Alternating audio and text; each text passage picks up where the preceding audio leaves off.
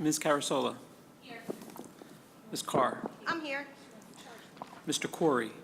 I'm going to turn it. Mr. Hayward. Jeez, where are these ones? Ms. McNabola. Oh, my goodness. Dr. Robinson. Present. Ms. Scarpelli. I'm here. Ms. Stevenson. Here. Ms. Rendell. Here. Before we start tonight, I'm going to turn it over to Dr. Robinson. Thank you. It has been 22 years since we lost 2,977 lives as a result of the attacks that subsequently changed our lives forever. We would like to take a moment of silence to honor the men, women, and children that are no longer with us. We honor those that bravely rushed to save lives without knowing the cost. We honor the memory of the 11 Glen Rock residents who were taken away from us too soon. Please pardon any pronunciation errors. Paul Andrew Aquaviva, Grace Alegre Kua, Sean Caton, Anthony Dionisio Jr., Brendan Dolan, Timothy J. Finnerty, Joseph Francis Holland III, Damian Meehan, David Robert Meyer, Richard Morgan, Daniel M. Van Leer. Please join me in a moment of silence honoring all of the lives lost as a result of the attacks on 9/11/01.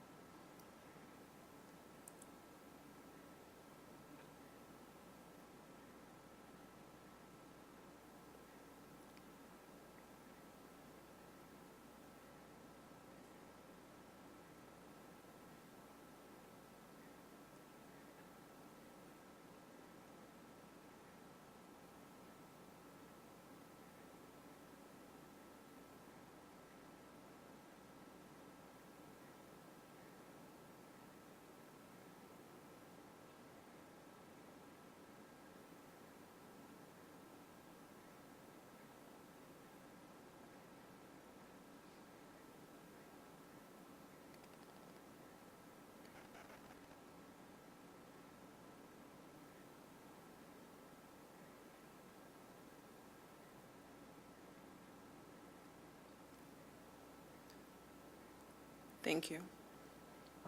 Thank you, Dr. Robinson. Ms. Scarpelli, will you lead us in the flag salute?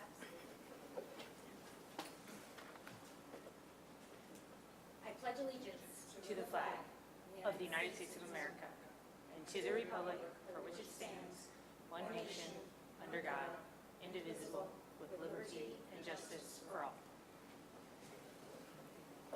Adequate notice of meeting. In accordance with PL 1975, Chapter 231, notice of tonight's meeting was mailed to the Record and the Ridgewood News on January 3rd, 2023. Notice of this meeting was also mailed to the Borough Clerk and was posted on the bulletin board of the Board of Education office in the Administration Building on the same date. Copies of the procedures in effect for regular board meetings are available for the public at tonight's meeting. Ms. Carasello, would you read the mission statement? Sure. The Glen Rock School District, founded on principles of education, in partnership with a supportive community, provides an exceptional education to all students to cultivate resilient, responsible, and engaged global citizens. Thank you. Mr. Van Nist. Thank you. I just want a real quick update for Dr. Charleston. Schools opened on Thursday quite smoothly. I was out in all of the buildings Thursday and Friday, walked around in middle school and high school today. I've talked to a lot of teachers, administrators, and it was remarkably how quiet and smooth things were the last few days, which is lovely. I know, knock on wood. It's lovely to be, in it's just a much more normal school year. It feels like routine again instead of not, which it was for the first few years I was here. It was lovely to go through Hamilton and see the 4 new classrooms. They're just beautiful and just wonderful that those opened on time and everything was very smooth. So looking forward to a good school year. Students seemed some seemed excited to be there. Teachers seemed like they were happy and ready to go, and it looks like it's going to be a good year. That's wonderful to hear. Thank you. All right, so we don't actually have a lot to talk about tonight.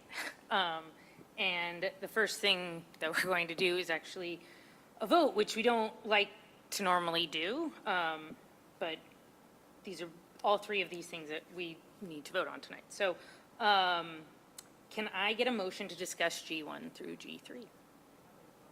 Ms. Carr, seconded by Ms. Scarpelli.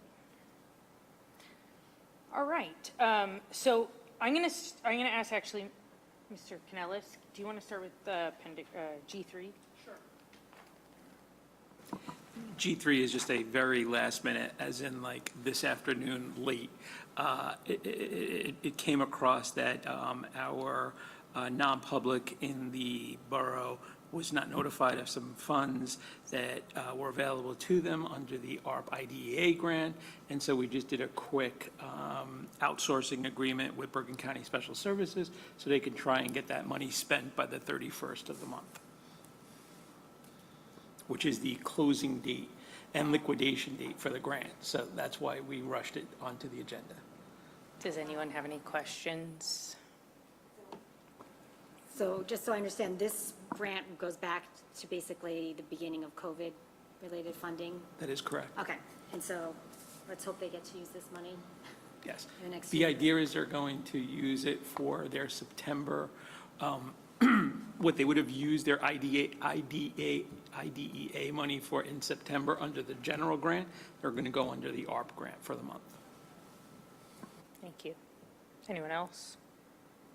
Just one other point, I just wanted to point out the amount is about $9,400, just under there that we're talking about. Okay, thanks. That is correct. Thank you, Ms. Scarpelli. If no more questions, we'll move on to G1 and 2.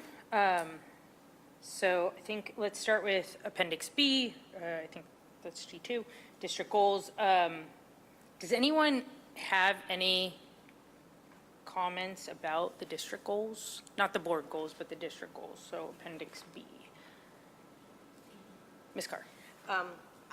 I am very pleased with the district goals. I'm not really quite sure, where is it? Going back to, oh, crud, sorry. The finance. Because I did mention as one of my goals, I'd like to see, you know, where a good analysis or oh my God, I can't think of the word, inventory of like capital projects are going to be. So does this tie into it, your finance tie into that and how we will be able to utilize funds more efficiently? It will. The board approved in late spring a do-it-yourself ESIP program with Collier's engineers. That contract calls for an investment grade audit, which we are conducting in this moment. Then we are going to review the savings that can be achieved through the various energy savings that we're going to undertake and see what money is available for other capital projects financed by that savings. So indirectly, yes, it will. Right, indirectly. But overall, I'm satisfied and pleased with the three goals. I think the most important is that it hits education and student learning and finance, and just as importantly, climate and culture. So, yeah, thank you. I agree. And just one thing that I want to reiterate about these district goals, which I think I've said before, is they're continuation of what we've been working on the last few years, right? Assessment of student learning and of culture and climate, that these are things that we continue to work towards, so there's no hard turn here to something new and chasing some new star here. We're continuing to build on what we've been doing the last 2 or 3 years. Dr. Robinson? I also share something that Dr. Charleston had mentioned recently. When we discussed that, what was it, that health plan savings where? Yes, so he did mention that to the teachers this past week with the new teacher orientation and everything, and it kind of like is well nested. I thought that was also interesting, and since we had discussed ways of like bringing money back to the district, that was well nested within there. I was just going to say that's great to hear, and I know Ms. Stevenson actually has utilized it in the past. So have and you have too. So it not only helps the individuals that are participating in it, but in the end, it could also benefit our district pretty substantially if we have that participation. So I'm glad that that's been encouraged, and I'd like to, that would be a wonderful savings that could happen year over year and ultimately help our taxpayers too. So, thanks. Just on that, maybe we can just explain, it's a program that the staff can enroll in, and if you do your, you get a certain amount of points every year. You get a flu vaccine, you get X amount of points. If you do your annual physical, you get X amount of points, and you get, a reimbursement back. And the district does save money depending on the amount of people who roll in it. It's really just, you go to the doctor anyway, and it's just a chance for, like, when I used it, to get reimbursed for stuff I was doing anyway. And it's a good incentive. It kind of reminds, oh yeah, I should go do that. Skin cancer check, all that kind of stuff. So it is, it's great, and I hope a lot of the teachers do enroll in it, because it really is it's a great program. Yeah, it seems like a win-win. And I just had a general comment on both the district and the board goals. When an item on the agenda is on there pertaining to one of our goals, say we're reviewing our test scores or new ways that, kids are going to be assessed, can we maybe write on next to it, like District Goal 1, just to help us remember our goals, and that is our focus, and also for the public to see, okay, these were their goals and this is what they're doing to achieve them. I know other districts do that through the school board's training I have been to, and I just think it's just a good reminder for us and for the public for what our goals are. Yeah, thank you. I'd definitely talk to Dr. Charleston about that. Thank you. Anyone else? I do too. All right, so the next would be our board goals. So these are the goals that we as a board can accomplish, and they differ from the district goals, but they do ultimately support our district and our mission. So Dr. Robinson and I went through these, and we wrote down everything that we wrote down in our board retreat, and almost unanimously, there were two that everybody agreed on, and those were safety and security and communication. So those are the two that are in the Appendix A. So let's start with those. And if anyone has any questions or concerns about those, let's talk about them now. Anyone? Ms. Carr? Over the past few years, have there been just 2 goals? We can have more, and I have one more proposal for one, but 2 seems to be an achievable amount of goals for us to have. But I think somewhere between 2 and 3 is what is typical. My only reason why I'm asking is because, as I said before, the district goals, one of them pertains to student learning and education, and it almost would seem logical to me that maybe our third board goal would relate to education and learning. Only if, like, I know we went through it, if there was one that doesn't have to be.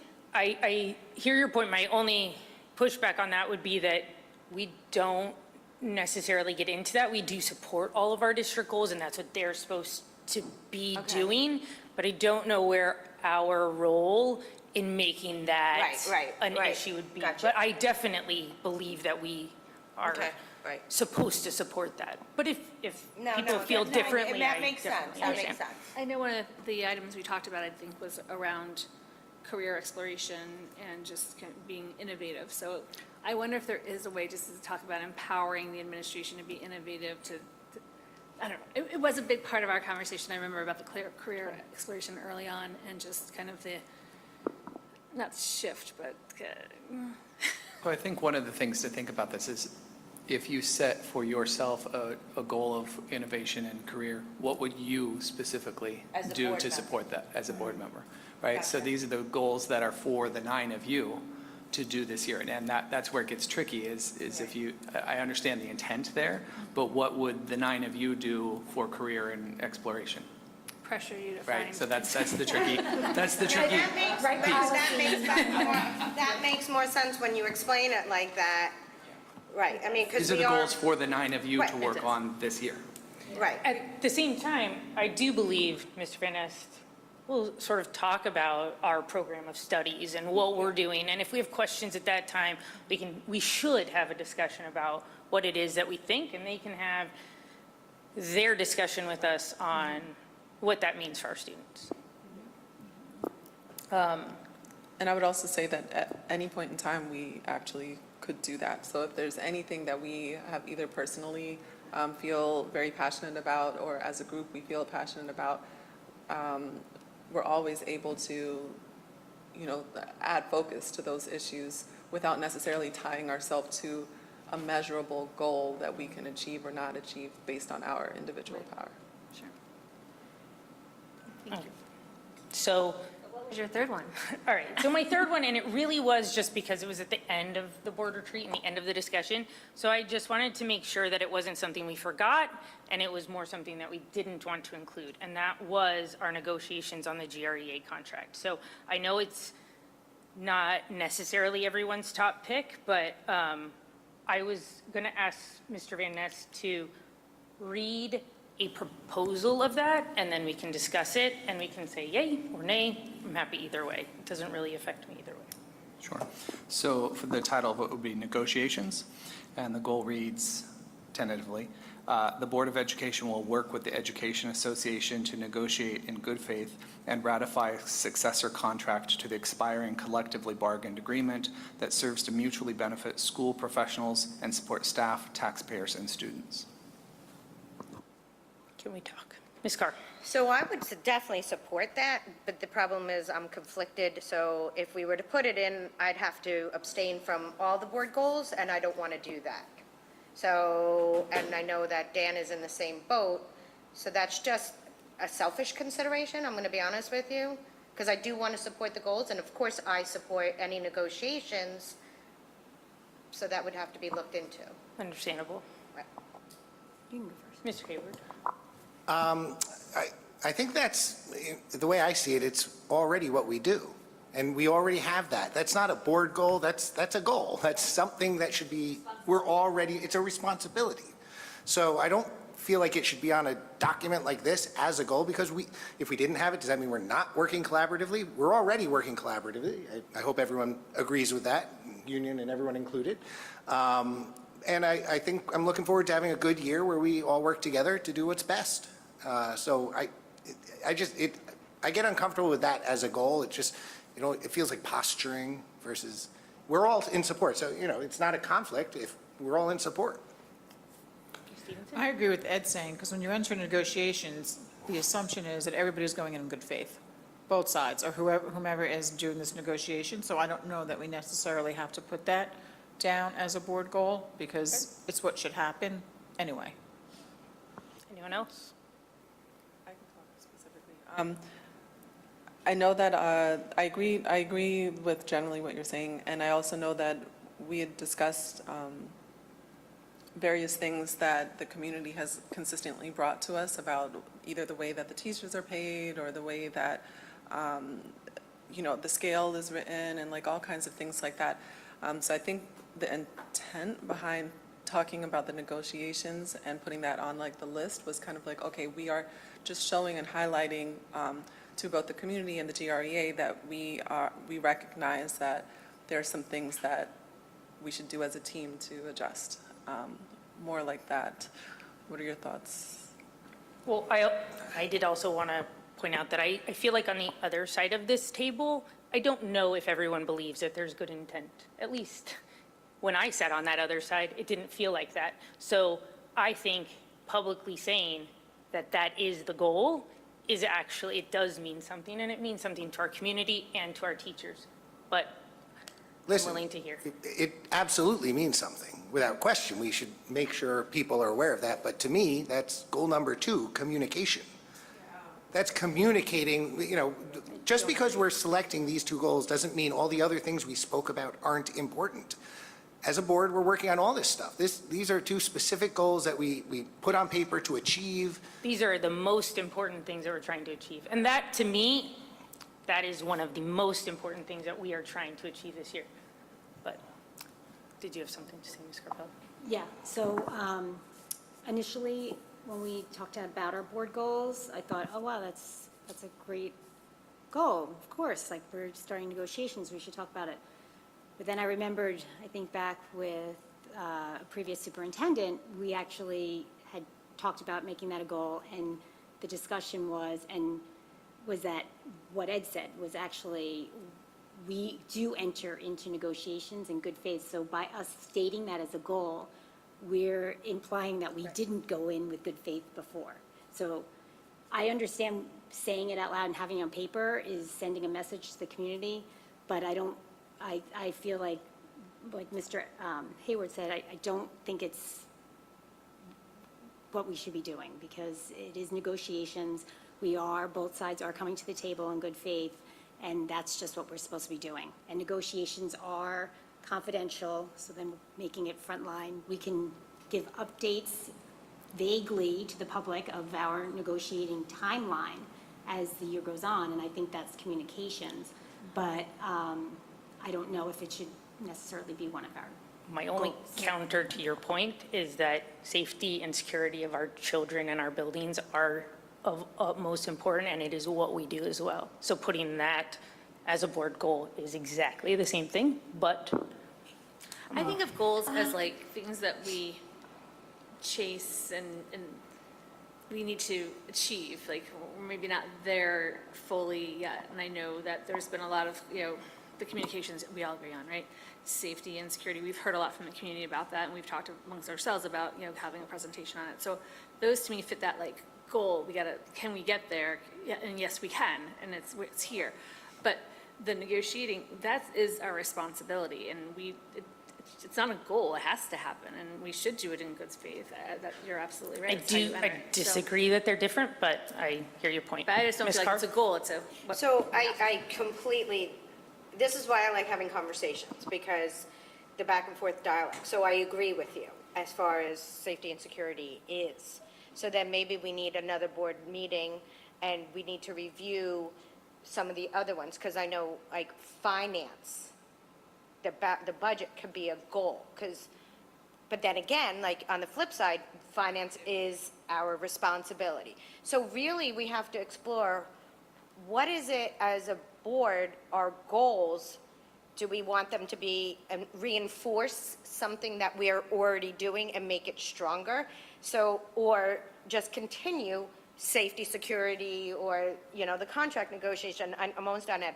But with safety and security being a goal, I think in my head is having, obviously it has to be in closed session because it's a security thing, but I'd like to have an in-depth conversation about that. And so if that would complete our goal, then I'm okay with that part of it being our goal, even though that is our job.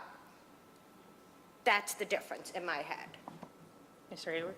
So let me try it this way. If you look at these and you consider that goal, think about, at the end of this, how we're going to state we achieved it. Safety and security is pretty easy. We added this, we implemented that, we put up cameras, we hired more people. There's items there. Communication, there's a definite potential, hiring PR people, doing the right social media things, et cetera, et cetera. There's specific defined things in there.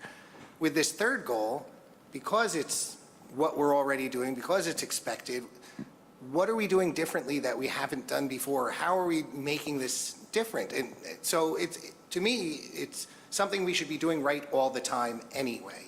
And if there were a new strategy for negotiating, that would maybe be a goal because we're doing something different, but we're not. It's Which is why I support the two, more importantly, because we are doing something different. We've hired a director of communication now, so we are doing something different, and our safety and security, we're going to learn more about it. So that to me, but, I do agree that, in good faith, and I get what you're saying too, because I sat on that side for years too, and I mean, there were many of times when they went into, labor disputes, and that's not what you want to see, but everybody does go to the table. So if you wanted to do something and word it where it was in a time frame, that's a different sort of goal. I still don't agree with putting it in, but it's a time frame where both sides will be set.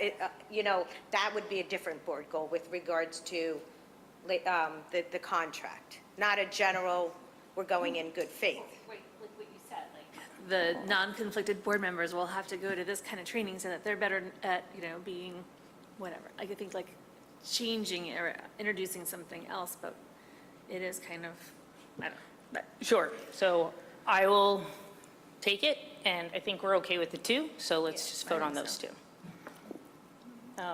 Does anyone have anything else for the G items?